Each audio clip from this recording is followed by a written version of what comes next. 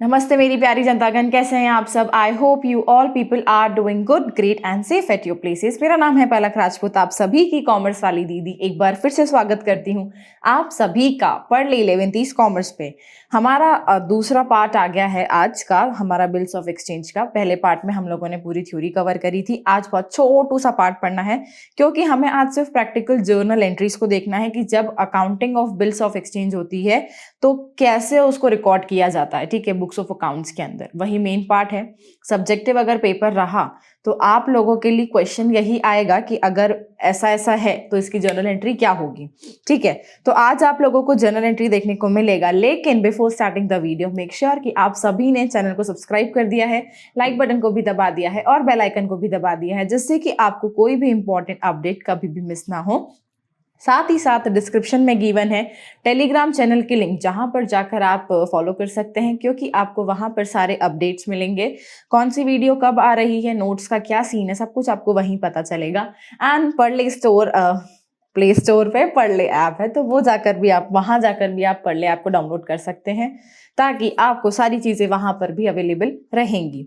तो चलिए बिना किसी देरी के आज की सभा का प्रारंभ करते हैं। क्योंकि हमारा ये वीडियो छोटा सा है, पर आप लोगों को जैसा मैंने बोला था कि अपने साथ में pen, copy, pencil, rubber, sharpener, scale सब साथ में रखना, क्योंकि आज आपको वो सब कुछ ड्रॉ करने को लगेगा।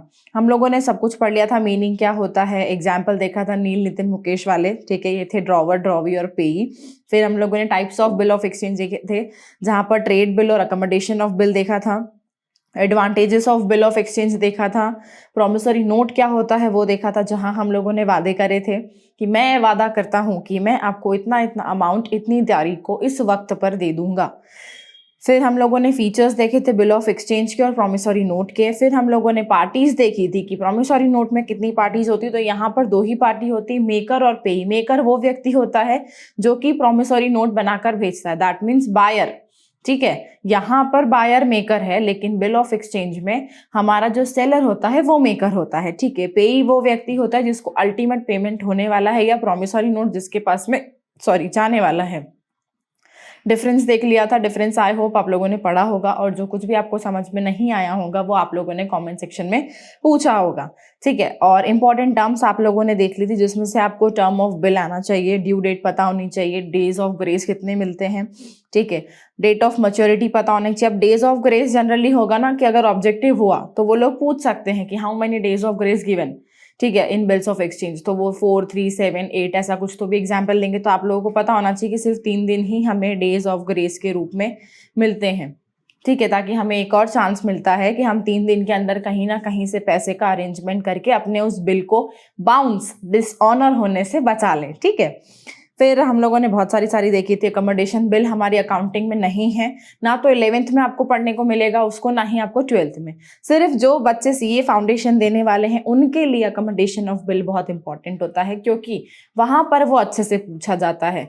तो जब 12th हो जाए तो थोड़ा सा पार्ट इसके लिए पढ़ लेना। बाकी आप लोगों को पता ही है कि अकोमोडेशन ऑफ बिल का मतलब होता है when you are doing mutual help. ठीक है, जब आप बिल के थ्रू म्यूचुअल हेल्प करते हैं, कोई बिजनेस ट्रांजैक्शन नहीं करते हैं, तो वो कहलाता है आप लोगों के लिए अकोमोडेशन ऑफ बिल।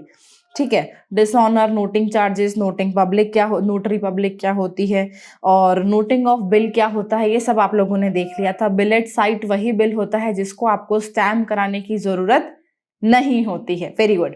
ठीक है, तो ये वही बिल है जिसको आपको स्टैम्प नहीं कराना है। बाकी सारे बिल पर आपकी सील और साइन और स्टैम्प सब कुछ होना जरूरी है, लेकिन प्रॉमिसरी नोट में आपको हर किसी को स्टैम्प करवा के भेजना जरूरी है। ठीक है, अब सबसे पहली यहाँ पर की ड्राइंग, हमें चित्रकारी नहीं करनी है। ड्राइंग का मतलब होता है ड्राफ्ट करना।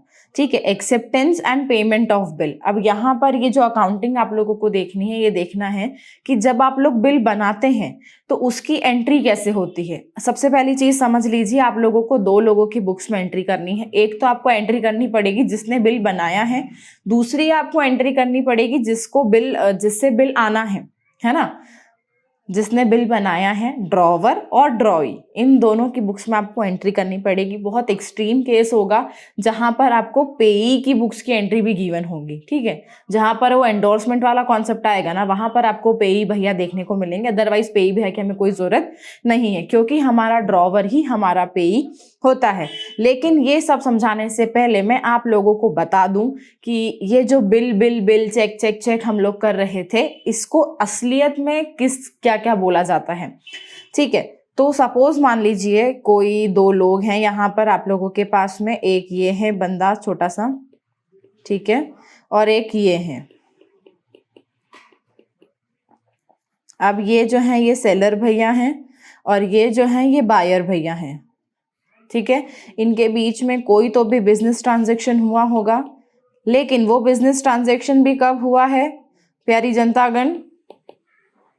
वो बिजनेस ट्रांजैक्शन हुआ है हमारा ऑन क्रेडिट, क्योंकि अगर कैश होता तो मुझे इन सब की जरूरत ही नहीं पड़ती। कैश में तो सीधे सच्चे पैसे दिए और काम खत्म। पर क्योंकि यहाँ पर उधारी का ट्रांजैक्शन हुआ है, ये वर्ड ये व्यक्ति हमारे लिए बहुत इंपॉर्टेंट है, क्योंकि हमने क्रेडिट ट्रांजैक्शन कर दिया है, जिस वजह से अब हमें जरूरत पड़ेगी एक व्यक्ति की, और जिसका नाम हो जाएगा हमारे लिए बिल ऑफ एक्सचेंज, ठीक है। मैं लिखती नहीं हूँ, इसको बता देती हूँ इसके लिए क्या बनेगा। अब क्या होगा ना कि सेलर भैया को तो पता है, सेलर भैया ने तो बोल दिया बायर भैया को कि कोई बात नहीं, आप ले जाइए, आप उधार पर ले जाइए, आप तो हमारे रेगुलर कस्टमर हैं, पर मैं आपको एक बिल बनाकर भेजूंगा, आप उस पर सील साइन कर कर आप मुझे वापस उसे भेज दीजिएगा। तो बायर भैया बोलते हैं बिल्कुल बिल्कुल, आप बनाकर भेज दीजिएगा, मैं सील साइन चेक साइन करके वापस भेज दूंगा। तो अब सेलर भैया के लिए क्या हो जाएगा ना कि जब सेलर भैया बायर भैया को वो बिल भेजेंगे, तो इनके लिए वो जो बिल बनेगा, ये क्या करने वाले हैं, बिल को रिसीव करने वाले हैं। लेकिन ये क्या करने वाले हैं, ये करने वाले हैं बिल को पे, है ना। जनरली बनाएंगे बिल, ये सारी बात समझ में आती है कि बिल बनाकर भी यही भेजेंगे, लेकिन होगा क्या, बनाकर भेजने के बाद में जब तक बायर भैया इस चेक के ऊपर, जब तक बायर भैया ऐसे चेक के ऊपर अपना अपना सिग्नेचर नहीं भेज देते हैं, तब तक वो बिल मुझे रिसीव ही नहीं होगा। तो जब ऐसे बिल के ऊपर इनका सिग्नेचर हो जाएगा और वापस इनके पास में आ जाएगा, तो इनके लिए, सेलर भैया के लिए क्या हो जाएगा ना, बिल रिसीव होना हो जाएगा। और क्योंकि अब बायर भैया के ऊपर तो लाइबिलिटी है, हम लोगों ने देखा था ना कि हमें कोई रिमाइंडर देने की जरूरत नहीं है, तो इनके ऊपर तो लाइबिलिटी है कि मैंने एक बिल साइन करके भेज दिया और मुझे उसको पे भी करना है। तो क्या होगा कि सेलर भैया के लिए यही चीज क्या हो जाएगी गाइस, यही चीज उनके लिए बन जाएगी एसेट, और बायर भैया के लिए वही चीज बन जाएगी लायबिलिटी, चिंता का विषय, कि मुझे किसी भी हालत में अपने बैंक में इतना अमाउंट तो रखना ही है कि जिस भी तारीख को वो लोग चेक लगाने वाले हैं वो चेक पास हो जाए, वो बिल पास हो जाए, ठीक है। तो अब ये तो समझ में आ गया कि इनके लिए ये एसेट बनेगा और ये लाइबिलिटी बनेगा। तो और हम अकाउंटिंग लैंग्वेज में देखें तो किसके लिए एसेट बनेगा, तो हमारे जो ड्रॉवर भैया हैं उनके लिए एसेट बनेगा, और जो ड्रॉवी हैं उनके लिए लाइबिलिटी बनेगा। अभी हम बिल्स ऑफ एक्सचेंज की बात कर रहे हैं, प्रॉमिसरी नोट हम लोग बाद में देखेंगे, लेकिन वहां पर भी सेम कॉन्सेप्ट ही है, क्योंकि वहां पर भी ड्रॉवर और ड्रॉवी दोनों चेंज हो रहे हैं, ठीक है। वो लोग अलग, मेकर और पेई जो हैं, ड्रॉवर ड्रॉवी नहीं है वहां पर, मेकर और पेई, तो उसकी बात अपन बाद में करेंगे। तो अब समझ में आ गया कि सेलर भैया जो कि ड्रॉवर भैया हैं उनके लिए वो बिल एसेट बनेगा, लेकिन जो ड्रॉवी भैया जो बायर भैया हैं उनके लिए वही बिल लाइबिलिटी बनेगा। तो अब इन लोगों का नाम क्या लिखा जाता है वो आपको बता देते हैं कि ये जो होता है बिल रिसीव करना और बिल पे करना, अकाउंटिंग लैंग्वेज में कहा जाता है बिल्स रिसीवेबल्स, और बायर भैया की बुक में उसकी एंट्री हो जाएगी बिल्स पेएबल की तरफ से, ठीक है। अब इन दोनों ही आइटम्स को आप लोग जो हैं कहाँ शो करते हैं, जब भी आप लोग आगे अकाउंटिंग करेंगे, क्योंकि ये एसेट और लाइबिलिटी है, तो ये किस व्यक्ति का पार्ट बन जाएंगे। हम लोगों ने हमारे टर्म 1 के जब सिलेबस को खत्म किया था तो हम लोगों ने बेसिक इंपॉर्टेंट टर्म्स में, और जो हमारे कॉन्सेप्चुअल क्लैरिटी वाला जो चैप्टर चल रहा था, जो लेक्चर चल रहा था, उसमें हम लोगों ने देखा था कि ये दोनों ही जो लोग हैं ये किस व्यक्ति का पार्ट बनते हैं, बैलेंस शीट का। ठीक है, तो अभी तो आप लोगों को बैलेंस शीट नहीं बनानी है, लेकिन 18th चैप्टर जो है आप लोगों का financial statements of sole proprietor, वहां पर आपको बैलेंस शीट ड्रॉ करनी पड़ेगी। तो अगर बिल्स रिसीवेबल और बिल्स पेबल हुआ तो वो व्यक्ति income expenditure, profit and loss, trading account इसका पार्ट नहीं है, वो किसका पार्ट है, वो किसके कॉन्सेप्ट में आता है, वो बनता है मेरे लिए बैलेंस शीट, क्योंकि बिल रिसीवेबल मेरे लिए एसेट है और बिल पेएबल मेरी लाइबिलिटी। तो इसको मुझे कहाँ शो करना पड़ेगा, मेरी बैलेंस शीट के अंदर में, ठीक है, तो वहां पर आप इसको शो करेंगे। तो ये तो समझ में आ गया। अब आप लोगों को दो लोगों के अंदर एंट्री करनी है, दो लोगों की बुक्स के अंदर एंट्री करनी है। एक सेलर भैया के दिमाग से सोचना है और दूसरा बायर भैया के दिमाग से सोचना है, ठीक है। तो पहले अपन जो है एंट्री अपन उनके बायर सेलर भैया के बुक में करके देखते हैं, ठीक है, कि जब वो बिल बनाएंगे तो वो क्या क्या करते हैं। जर्नल का फॉर्मेट ड्रॉ कर लीजिए, क्योंकि वही ड्रॉ होने वाला है, मैं यहाँ पर ड्रॉ नहीं करने वाली हूँ, स्पेस प्रॉब्लम है गाइस हमेशा की तरह, तो इसलिए आप लोग जर्नल का फॉर्मेट ड्रॉ कर लीजिए जो प्रॉपर होता है आप लोगों के लिए। अब सबसे पहली चीज, ट्रांजेक्शन हुआ होगा तभी तो ये बिल एक्सचेंज हो रहे हैं। तो ट्रांजेक्शन सपोज मान लीजिए परचेज और सेल का हुआ है, एक ने परचेज करा तो दूसरे के पास से सेल हुई है, दोनों ही सेम बात है, ठीक है। तो अब क्या होगा कि हम करने वाले हैं सबसे पहले इन द बुक्स ऑफ ड्रॉवर, ठीक है, या फिर हम बोल दें इन द बुक्स ऑफ ड्रॉवर या फिर सेलर। तो उसमें क्या एंट्री होगी, सबसे पहली एंट्री होगी जो अटमोस्ट फोरमोस्ट एंट्री होती है, जो मोस्ट इंपॉर्टेंट एंट्री होती है, वो ये एंट्री कि मैं पहले बताऊंगी कि मैंने कोई आइटम ट्रांजेक्शन में लिया है, कोई बिजनेस ट्रांजेक्शन किया है जिस वजह से मुझे बिल रिसीव होने वाला है। तो मैंने क्या किया होगा जिससे मुझे बिल रिसीव होने वाला होगा गाइस, मैंने करी होगी सेल, ठीक है। मैं अभी हाल फिलहाल के लिए, हम लोग सेलर हैं, हम लोगों ने कुछ सामान बेचा होगा, उस वजह से ही तो मुझे बिल रिसीव होने वाला है ना। तो जब हम सामान बेचते हैं, जब हम सेल करते हैं, तो उसकी एंट्री क्या होती है, ये तो आप सभी गुड स्टूडेंट्स और फेवरेट स्टूडेंट्स को पता ही है। हम लोगों ने जर्नल जब पढ़ा था तो हर ट्रांजेक्शन की एंट्री हम लोगों ने करी थी। तो जब किसी को सामान बेचते हैं, है ना, तो सामान बेचने की एंट्री क्या होती है, अगर उधार पर बेचा है, अगर कैश करते तो कैश को डेबिट कर देते, क्योंकि कैश बढ़ रहा है इसलिए देखा था ना हम लोगों ने, वो याद है ना आप लोगों को, क्लियर वाला कॉन्सेप्ट जो हम लोगों ने देखा था। तो सबसे पहले तो सेल कर रहे हैं, तो सेल किस चीज में आता है आप लोगों के लिए, सेल कैपिटल तो है नहीं, लाइबिलिटी तो है नहीं, एक्सपेंस तो है ही नहीं, एसेट तो है ही नहीं, तो फिर क्या बन जाता है, वो रेवेन्यू। और रेवेन्यू जब भी बढ़ता है, रेवेन्यू या फिर इनकम, तो रेवेन्यू जब भी बढ़ता है मेरे लिए, तो मैं उसको क्या कर देती हूँ, मैं उसको कर देती हूँ क्रेडिट, ठीक है। तो टू सेल, अब ये सेल मैंने कर तो दी, लेकिन ऊपर भी कोई ना कोई अकाउंट डेबिट करना पड़ेगा, तो वो व्यक्ति को डेबिट कर देती हूँ, क्योंकि मेरे पास में यहाँ पे क्रेडिटर का डेटर का अकाउंट आने वाला है, क्रेडिटर नहीं डेटर, जिसको मैंने सामान उधार पर बेचा है उस व्यक्ति को मुझे डेबिट करना पड़ेगा। तो या तो आप डेटर अकाउंट भी लिख सकते हैं यहाँ पर, और अगर नाम मेंशन होगा तो आप उस व्यक्ति का नाम लिख देंगे, तो debtor account debit to sale, और यहाँ पर आपका अमाउंट आ जाएगा और यहाँ पर आपका अमाउंट आ जाएगा, और ये पहली एंट्री बन जाएगी। दूसरी एंट्री आप लोगों को जो करनी है वो इस तरीके से करनी है, आप लोगों को थोड़ा स्पेस बनाते हैं अपन,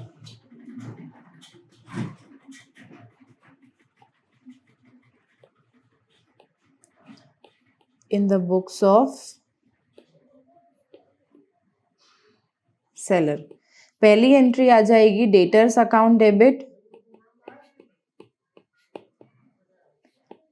to bill, sorry to sale, debtors account debit to sale, ठीक है, बीइंग गुड्स सोल्ड, ठीक है, ऑन क्रेडिट, ये आपको नरेशन लिखकर आना है।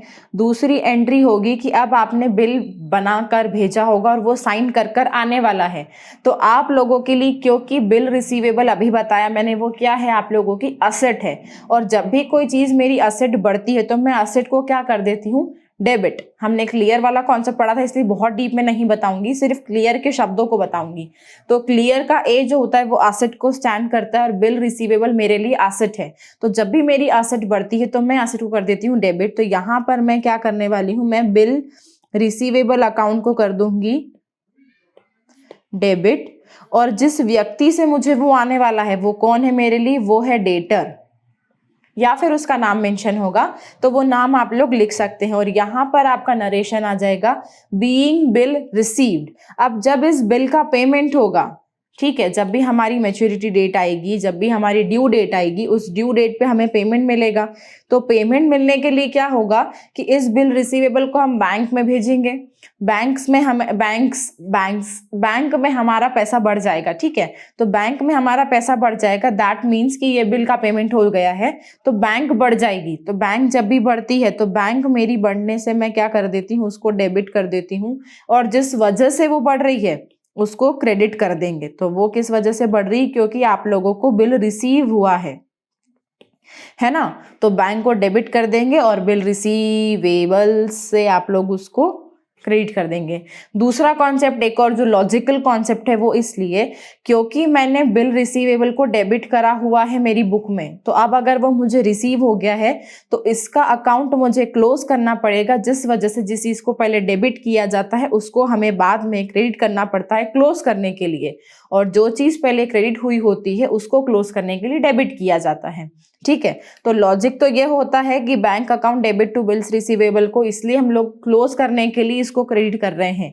लेकिन और समझ में अगर बहुत सिंपल लेना है तो इसलिए कि अगर बैंक डेबिट हो रही है तो वो रीजन किस वजह से हो रही है कि मुझे बिल रिसीव हो रहा है। तो ये जब आप लोग नॉर्मल सी एंट्री, जो सुंदर सी किसी भी कभी भी ये ऐसा क्वेश्चन नहीं आएगा, ये बेसिक एंट्री होती है आप लोगों की, ठीक है। अब यहाँ पर आपको जो है वो देखना है, ये पहला पार्ट है आप लोगों का, ठीक है। यहाँ पे वो डाल देते हैं अपन, ये पहला आपको एंट्रीज देखनी है यहाँ पे कि when bill is written till the date of maturity, मतलब आपने बिल तब तक रख रखा है जब तक आपकी डेट ऑफ मैच्योरिटी नहीं आई है। और हम ये अज्यूम कर रहे हैं कि डेट ऑफ मैच्योरिटी पे आपका बिल जो है वो इनकैश हो गया है, मतलब आपको पैसे मिल गए हैं, डिसऑनर नहीं हुआ है। तो दो लोग बना देते हैं, दो कॉलम ड्रॉ कर देते हैं हम लोग, है ना।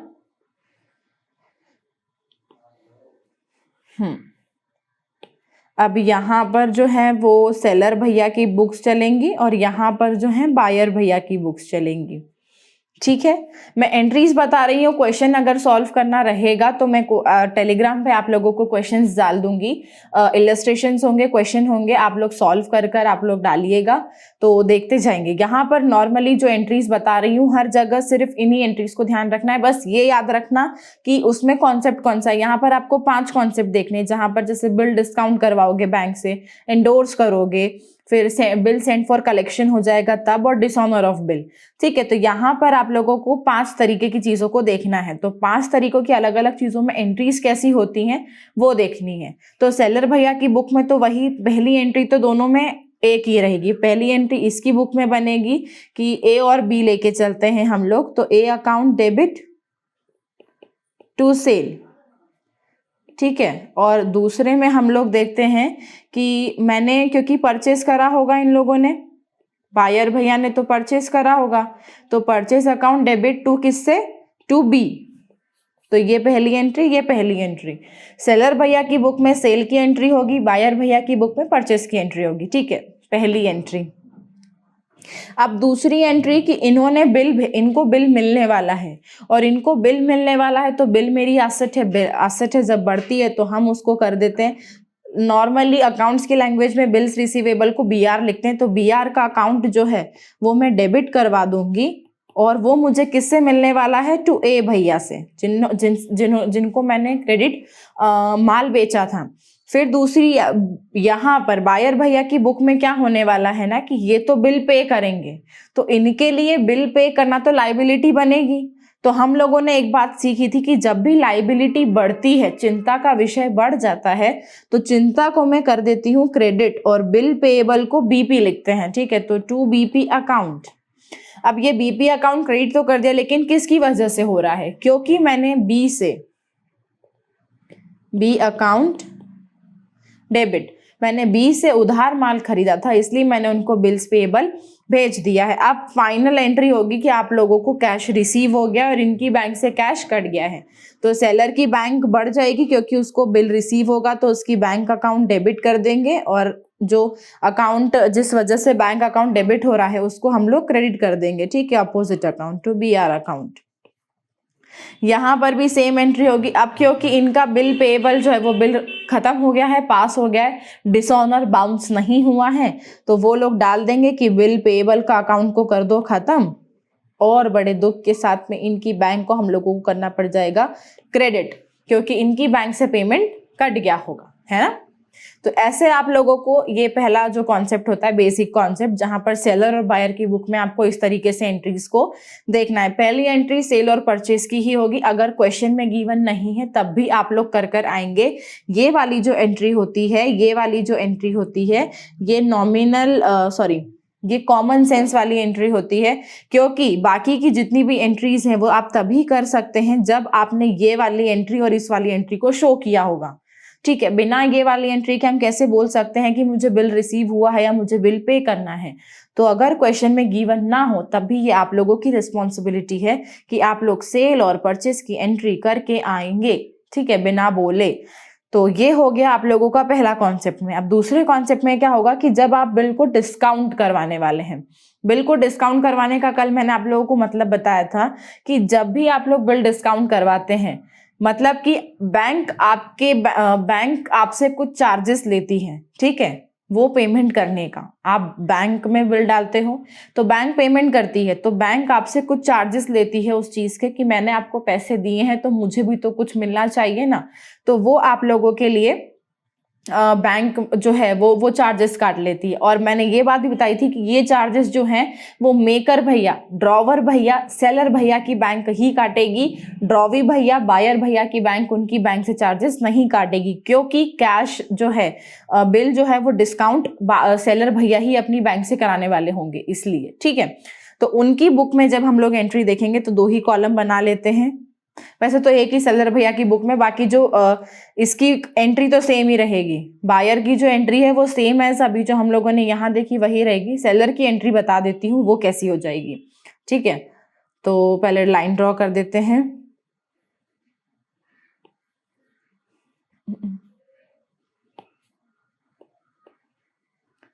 सेलर और बायर, ठीक है। बायर की उसमें तो सेम एज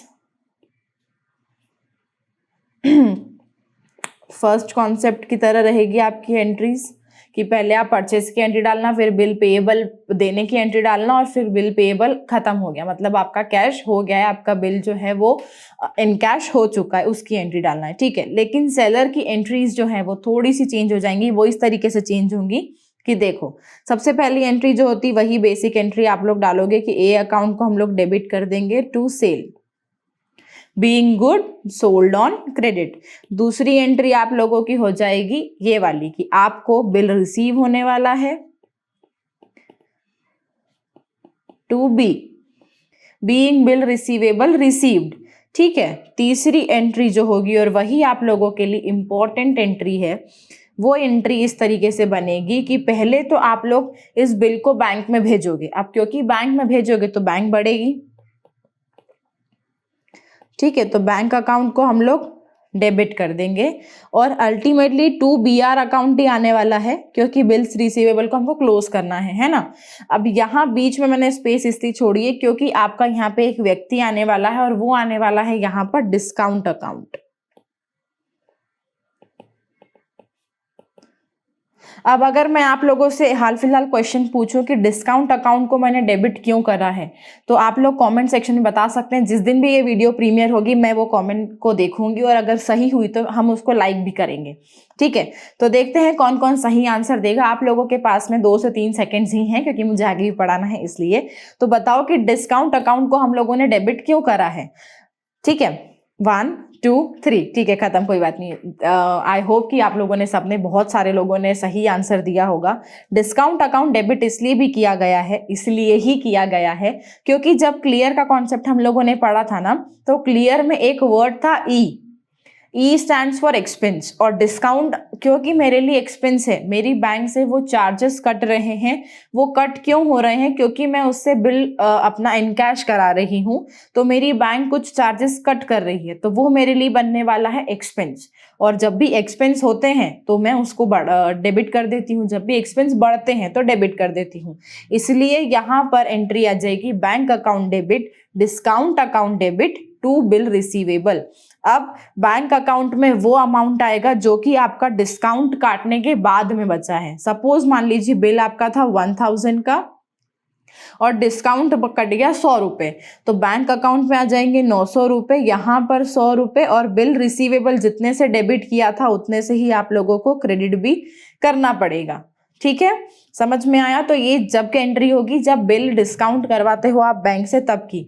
बिल रिसीव होने की कोई भी एंट्री आप सेलर की बुक में नहीं करोगे, क्योंकि ऑलरेडी आप यहाँ पर अकाउंट का क्लोजर दे चुके हो, है ना। तो ये अंडरस्टूड है कि आपको पैसे जो हैं आप लोग उसकी एंट्री सेलर की बुक में नहीं करोगे, बायर की बुक में सेम एज अबव होगी, same as back, same as first concept, जहां पर आपको पहले परचेज की करनी है, फिर बिल्स पेएबल देने की एंट्री करनी है, और फिर बैंक से पेमेंट कट होने के टाइम पे आपको जब वो बिल पेएबल कंप्लीटली अपने आप को खत्म कर देगा तब आपको उसकी एंट्री करनी है। तो ये जब आप डिस्काउंट करवाते हैं बैंक के साथ में तब आपको इस तरीके की एंट्रीज को फॉलो करना है। समझ में आ गया? कुछ भी समझ में नहीं आ रहा हो तो प्लीज प्लीज कमेंट सेक्शन में जाकर बताएं मुझे, है ना। अब आता है जब आप एंडोर्स कर देते हो या फिर नेगोशिएट कर देते हो, है ना। तो जब भी हम एंडोर्स करने का मतलब क्या होता है, हम लोगों ने देखा था कि एंडोर्स करने का मतलब होता है एंडोर्समेंट, इस पे तो हाइलाइटर ही नहीं चल रहा है, कोई बात नहीं। एंडोर्स करना और नेगोशिएट करने का मतलब होता है कि मैं अपने बिल को किसी दूसरे व्यक्ति को सेंड कर रही हूं, है ना। तो अब यहां पर भी क्या होगा कि बायर की बुक में कोई एंट्री चेंजेस नहीं होंगी। बायर की बुक में तो वही एंट्रीज आएंगी जो अभी तक आप लोग करते आ रहे थे। बायर की बुक में जब भी कोई एंट्री का चेंज होगा तो मैं आप लोगों को बता दूंगी। तीसरे कॉन्सेप्ट तक भी बायर की बुक में कोई चेंजेस नहीं होंगे। पहले आपको बाय करने की एंट्री मतलब परचेस की एंट्री डालनी है, बिल भेजने की डालनी है, और बिल जब आप पे कर दोगे उसकी एंट्री करना है। ठीक है, अभी तक 3 ही एंट्री हो रही थी, लेकिन यहाँ पर भी सेलर की बुक में चेंजेस होंगे, है ना। अब सपोज मान लीजिए एक केस ले लेते हैं, वो केस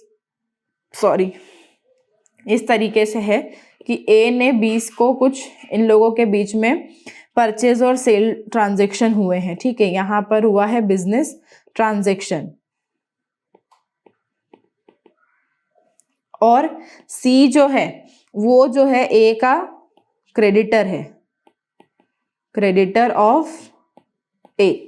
ठीक है, अब ए के लिए बी क्रेडिटर है ना, नहीं सॉरी, बी के लिए ए क्रेडिटर है, उसको देना है, लेकिन ए का जो डेटर है वो बनेगा बी। तो बी भैया जो है वो हमारे लिए डेटर है, इनसे मुझे पैसे आने हैं और इनको मुझे पैसे देने हैं, तो ये मेरी चिंता है। सी भैया जो है वो मेरी चिंता है। तो अब क्या होगा कि जब कोई बिल मुझे बी से रिसीव होगा तो वही बिल मैं क्या कर दूंगी, एंडोर्स कर दूंगी मैं सी भैया को कि मेरे पास में ये बिल है, आप इसे लगा दीजिएगा। तो जब ये ऐसा एंडोर्स करते हैं ना हम, तो उसकी एंट्री किस तरीके से होती है वो देखते हैं। चलो, तो जब भी एंडोर्समेंट होता है तो पहले तो सेम पहली एंट्री तो आप लोगों को पता है कि आपको किसकी करनी है, तो वो एंट्री मैं नहीं कर रही हूँ। आपको गुड बेचने की एंट्री करनी, वही हो गई B account debit to sales. ठीक है, दूसरी एंट्री जो आप लोगों को करनी है वो ये करनी कि आपको होगा बिल रिसीव, तो आप लोग क्या कर देंगे, bill receive account debit to, किससे बिल रिसीव होने वाला है आप लोगों को, बी अकाउंट से, बी भैया से मुझे बिल रिसीव होने वाला है। अब तीसरा अकाउंट क्या होगा कि सी भैया जो हैं वो आपके क्रेडिटर हैं, वो आपकी चिंता है, लेकिन क्योंकि आप उस चिंता को कम कर रहे हैं, आप उन्हें पेमेंट कर रहे हैं, तो जब भी चिंता कम होती तो मैं उस अकाउंट को क्या कर देती हूँ, डेबिट कर देती हूँ। तो सी का अकाउंट जो है वो मैं डेबिट कर दूंगी, और वो किस वजह से डेबिट कर रही हूँ, क्योंकि मैंने उसको बिल्स रिसीवेबल भेज दिए हैं, है ना। तो यहां पर आपने पहले आपको बिल रिसीव होगा बी से, आपने उसकी एंट्री कर दी, फिर आपने उस बिल को एंडोर्स कर दिया। यहां पर आप नरेशन लिख देंगे बीइंग बिल एंडोर्स। ठीक है, ये नरेशन आ जाएगा आपका कि आपका जो क्रेडिटर था सी, उसको आपने आपका बिल दे दिया है। अब जब भी आपको कैश रिसीव होगा तो आप उसकी एंट्री नहीं करेंगे, क्यों, क्योंकि अब जो ये बिल है, ये वाला जो बिल है, ये बिल आपका चला गया है सी के पास में, तो इसकी एंट्री जो होगी वो सी के बुक में होगी। ठीक है, तो सी के बुक्स में क्या एंट्री होगी वो भी बता देती हूँ। ये वाला रब कर रही हूं मैं इधर से। सी के बुक्स में जो है वो एंट्री होने वाली है कुछ इस तरीके से। सी के बुक में सबसे पहली एंट्री तो आप लोग ये कर दोगे कि उसको बिल रिसीव हुआ है, ठीक है, सीज बुक्स, और ये था एज बुक। तो बिल रिसीवेबल को डेबिट कर देंगे और किससे रिसीव हुआ है, उसको ए से। अब यहाँ पर आप ये नहीं बोल सकते हो कि मैम बिल रिसीव तो बी से होने वाला है, पर क्योंकि सी को तो ए ने दिया ना, तो सी और ए एक दूसरे से मतलब रखते हैं। वो किसने किसको दिया उससे उसको कोई फर्क नहीं पड़ता है, ए ने सी को दिया, इसलिए क्रेडिट भी सी की बुक में ए ही होगा, ठीक है। तो यहाँ पर लिख दीजिएगा बीइंग बिल रिसीव्ड। अब जब कैश होगा तो इसकी बैंक बढ़ जाएगी और इसको बिल रिसीवेबल को वो क्रेडिट कर देंगे, ठीक है। वो जितने भी अमाउंट आपको गिवन होंगे वो उस तरीके से आपको करना है। तो यहाँ पर आपको 3 लोगों की बुक में एंट्री करनी पड़ेगी। ये वो वाला केस था जहां पर ड्रॉवर, ड्रॉवी और पेई वाले नील, नितिन, मुकेश भैया यहाँ पर आपके दिखेंगे। तो नील भैया की बुक में क्या एंट्री करनी थी वो बता दी। नितिन भैया की बुक में तो सेम ही एंट्री होने वाली, कुछ भी चेंजेस नहीं होगा। बस मुकेश भैया और नील भैया की बुक्स में कुछ एंट्रीज चेंजेस हैं, वो यहाँ पर बता दी हैं। एंट्रीज को रटना है, रट लो, समझना है, समझा दिया है। क्योंकि बहुत सारी चीजें ऐसी होती बच्चे मगअप करने सीखते हैं ना, कि मगिंग अप कर लेंगे तो शायद समझ में आ जाएगा, पर यही बच्चे फंसते हैं जब यहाँ पे लॉजिकल चीजें पूछ ली जाती हैं, ठीक है। तो समझ के करो कि क्यों हो रहा है ये, क्यों बिल्स रिसीवेबल डेबिट कर रहे हैं, तो क्लियर कॉन्सेप्ट की वजह से। क्यों ए क्रेडिट हो रहा है, तो वो भी क्लियर कॉन्सेप्ट की वजह से, क्योंकि ये इसका डेटर है, इसलिए अब उसने मुझे बिल रिसीव करवा दिया है तो मेरा डेटर खत्म हो गया है ना, उसका अकाउंट मुझे क्लोज करना पड़ेगा। तो ये सारे आप कॉन्सेप्ट लॉजिक की तरफ से जाओगे तो आपका जो बेस है वो ज़्यादा मजबूत रहेगा और 12th में आपको कोई प्रॉब्लम नहीं आएगी। हालांकि 12th में आपको इन सब से कोई मतलब नहीं करना है, ये जर्नल एंट्रीज जॉन नहीं करनी है, लेकिन वहां पर आपको जो अकाउंट्स पढ़ने हैं, जो कॉन्सेप्ट पढ़ना है, ये सब कुछ वहां पर मिक्स होकर आएगा, है ना। तो इसलिए रटना चाहते हो तो रट लो, या समझना चाहते हो तो समझ लो, दोनों ही ऑप्शन आपके पास में है। तो ये आपकी सी और ए भैया की बुक्स में एंट्रीज इस तरीके से होंगी। किसके लिए कौन क्या बनेगा ये on the spot according to question आप लोगों का समझ में आएगा, कि क्वेश्चन में किस व्यक्ति को क्या बनाया है वो बता दिया जाएगा, है ना।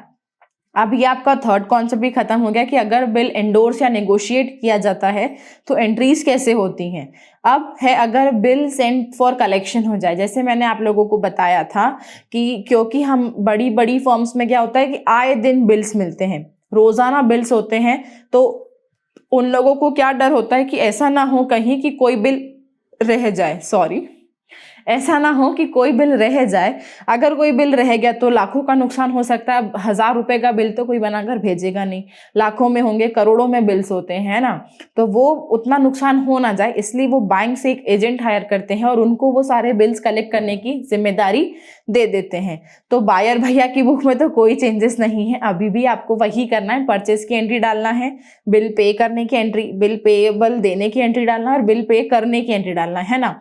लेकिन सेलर भैया की बुक में जो है वो कौन से बदल जाएगा, वो इस तरीके से बदलेगा कि जब आप सेलर भैया की बुक्स बनाओगे, इन द बुक्स ऑफ सेलर, ठीक है, उसमें क्या होगा कि सबसे पहली एंट्री तो आपकी वही आ जाएगी सेल की, कि आपने सेल कर दिया। दूसरी चीज कि आपको बिल रिसीव होगा तो वो भी सेम एंट्री होगी, bills receivable account debit to B being bill received. तीसरी चीज हो जाएगी कि अब आपने जब इसको बैंक वाले को हायर किया है तो आप क्या करते हैं, वहां पर लिख दोगे बिल सेंट फॉर कलेक्शन, पूरा लिखना है। यहां मेरे पास स्पेस प्रॉब्लम है इसलिए मैं नहीं लिख रही हूं, bill sent for collection account debit, ठीक है। और क्यों, किस वजह से, क्योंकि मैंने अपने बिल रिसीवेबल अकाउंट को दिया है, इसलिए ये एंट्री वहां पर आ जाएगी। आपने किसी ऑफिसर को हायर करा है और आप उसको बोल रहे हैं, तब आपकी जो चिंता है वो तो खत्म हो जाएगी। तो जब चिंता खत्म होती है तो उसको हम डेबिट करते हैं। तो चिंता किस नाम से खत्म हो रही है कि बिल सेंट फॉर कलेक्शन।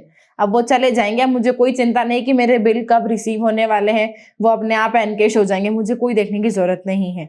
और चिंता किस वजह से खत्म हो रही है, कम हो रही है, क्योंकि मैंने अपने बीआर को उनको बैंक एजेंट्स को दे दिया है। तो तीसरी एंट्री ऐसी होगी। अब लॉजिकली देखें तो बीआर अकाउंट तो क्लोज हो गया, एक टाइम डेबिट हो गया और दूसरे टाइम क्रेडिट हो गया, तो बीआर अकाउंट तो क्लोज हो गया। अब जब पेमेंट होगा तो पेमेंट करते वक्त हम लोग किस तरीके से पेमेंट करेंगे, तो पेमेंट की एंट्री आप लोगों की आ जाएगी इस तरीके से।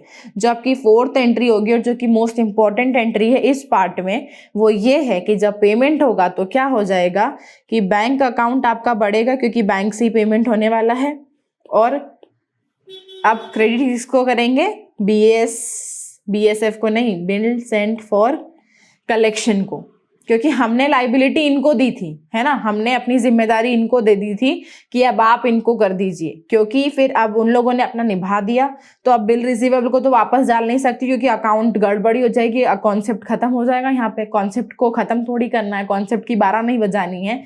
तो जिस चीज को आपने डेबिट किया था उसको आपको यहाँ पर क्रेडिट कर देंगे, तो आपका जो है वो लॉजिक भी सही रहेगा, कॉन्सेप्ट भी सही रहेगा और एंट्री भी सही बनेगी। बिल सेंट फॉर कलेक्शन में हमेशा याद रखो कि जब भी कैश होता है, जब भी कैश पेमेंट हो जाता है, बिल पे हो जाता है, बिल रिसीव हो जाता है, बिल का पेमेंट हो जाता है, तो एंट्री आती है bank account debit to bill sent for collection. अभी तक हम लोग एंट्री कर रहे थे कि bank account debit to bills receivable, पर वहां पर क्योंकि हम खुद ही जा रहे थे बैंक में, लाइन में खड़े होकर अपने बिल को इनकैश करा रहे थे, पर यहाँ पर अब बैंक का एजेंट करवा रहा है मेरे लिए, तो इसलिए मैं उस एजेंट को क्रेडिट करूंगी जिसने मेरे लिए ये काम किया है ना। तो फोर्थ एंट्री आप लोगों के लिए इंपॉर्टेंट है। बाकी बायर भैया को इससे कोई मतलब ही नहीं है कि बिल सेंड किया है, एंडोर्स किया, उसका तो ये था कि मेरे को आपको देना था, मैंने दे दिया, और मुझे पेमेंट करना था, वो भी मेरी तरफ से हो चुका है। तो उसके बैंक, उसकी बुक्स में तो अभी तक सिर्फ और सिर्फ 3 एंट्रीज ही होने वाली थी। ठीक है, तो यहाँ पर भी आपका ये जो कॉन्सेप्ट है ये खत्म हो गया है। अब कुछ भी इसमें से पूछना तो आप लोग कर सकते हैं। ठीक है, बिल सेंड फॉर कलेक्शन को ही आपको आगे लेकर जाना है। डिसऑनर ऑफ बिल, ये थोड़ा सा मजबूत कॉन्सेप्ट है, यहाँ पर सेलर और बायर दोनों व्यक्ति आएंगे। अब डिसऑनर ऑफ बिल में क्या होता है कि आप लोगों को एक बात बता दी थी कि डिसऑनर कब होता है गाइस, जब कुछ नालायक लोग अपनी बैंक में पेमेंट नहीं रखते हैं और बिल दे देते हैं सामने वाले को, तो वो लोग जाते हैं और बैंक में पेमेंट लगा देते हैं, चेक लगा देते हैं, तो उनसे पेमेंट होता नहीं है। तो क्या होता है कि पहली, दूसरी, तीसरी एंट्री तो सब कुछ सेम ही होगी कि पहली एंट्री इसके अकाउंट में क्या आ जाएगी कि ये लोग कर देंगे, ये करेगा सेल की एंट्री, और ये वाला व्यक्ति करने वाला है बायर भैया, जो करेंगे वो करेंगे परचेज की एंट्री। ठीक है, परचेज एंट्री होगी यहाँ पर। दूसरी इसके बुक में कौन सी एंट्री हो जाएगी, बिल रिसीव करने की, तो वो कैसी होती है, bill receive account debit to creditor या फिर टू बी। ठीक है, ये पहली, दूसरी एंट्री। इसकी बुक में दूसरी एंट्री होती है A account debit to bills payable. ठीक है, तीसरी एंट्री होगी कि हमने बैंक में भेजा था पैसे, तो बैंक जाने के बाद में क्या हो जाएगा आपके साथ में अब। हाँ, तो डिसऑनर के केस में जो आपकी तीसरी एंट्री है वो आप लोगों के लिए, सबके लिए इंपॉर्टेंट है, और वो इम्पॉर्टेंट इस तरीके से कि यहाँ पर जब आप सॉरी एंट्री करेंगे तो वो एंट्री कैसे होगी आपकी कि जब डिसऑनर होता है तो आपको जो, जिसको डेबिट करना है था वो, सॉरी जो क्रेडिट करना था वो तो आपने कर दिया, कि हमने यहाँ पर क्रेडिट करना था बिल रिसीवेबल अकाउंट को, सेलर भैया उसको कर देंगे। अब ये जो टू बैंक अकाउंट आया है ये किस लिए आया है, क्योंकि आपको बताया था कि जब बिल डिसऑनर होता है, बिल बाउंस होता है नॉर्मल लैंग्वेज में, तो हमें कुछ नोटिंग चार्जेस देने पड़ते हैं, है ना। वो जो नोटरी पब्लिक वाले ऑफिसर्स रहते हैं उनको हमें noting charges as a fee देने पड़ते हैं, क्योंकि हमारी बैंक में बिल बाउंस हो चुका है, बिल डिसऑनर हो चुका है, जिस वजह से हमें उनको कोई फीस पे करनी पड़ती है। तो वो पहले टाइम तो हमारी बैंक से कटेगा, हालांकि बाद में मैं ये वाला जो अमाउंट है वो अपने बायर भैया से ले लूंगी, पर अभी तो मुझे अपनी बैंक में से देना पड़ेगा। तो इसलिए मेरी बैंक को मैंने यहाँ पर क्रेडिट करा है, क्योंकि मेरी बैंक कम होगी जब वो चार्जेस कट जाएंगे। अब यहाँ पर बैंक को डेबिट नहीं किया क्योंकि मेरा बिल डिसऑनर हुआ है, और वो डिसऑनर किस वजह से हुआ है, बी भैया की वजह से, मतलब बायर भैया की वजह से, मेरे डेटर की वजह से वो बिल जो है वो डिसऑनर हुआ है, इसलिए वो डेटर वापस डेटर बन जाएगा।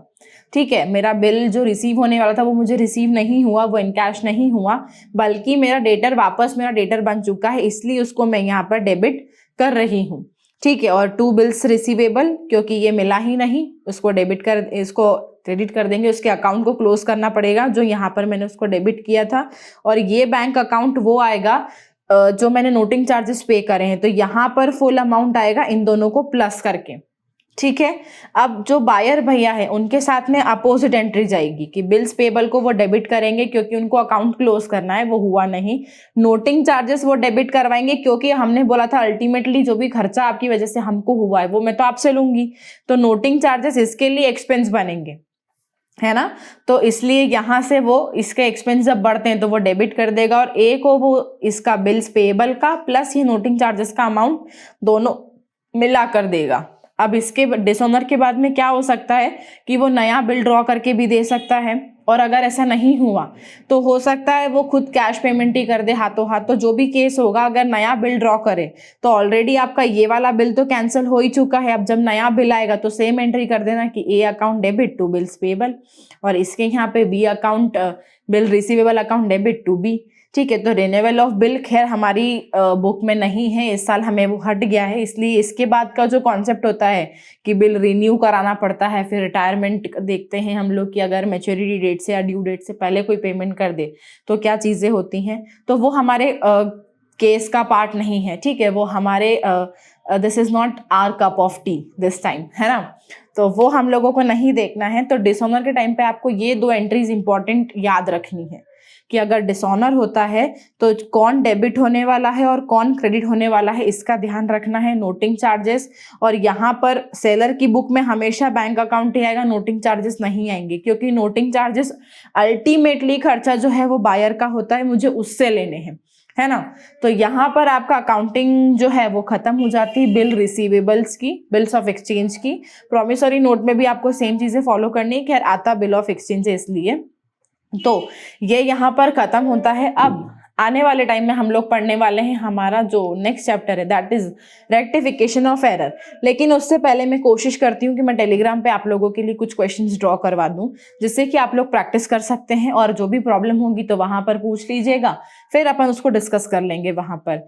तो आई होप कि आज का वीडियो आप लोगों को पसंद आया होगा। अगर पसंद आया तो प्लीज लाइक बटन को दबा दीजिए, इसको शेयर करो जितना कर सकते हैं, चैनल को सब्सक्राइब भी कर दो और बेल आइकन को भी दबा दो ताकि इंपॉर्टेंट वीडियोस आप लोगों के छूटे ना, है ना। पढ़ाई करते रहो, एग्जाम्स कब है कम नहीं है, कोई प्रेशर नहीं है अभी, तो हाल फिलहाल अभी एग्जाम्स प्रेशर को लेकर मत पढ़ो, ठीक है।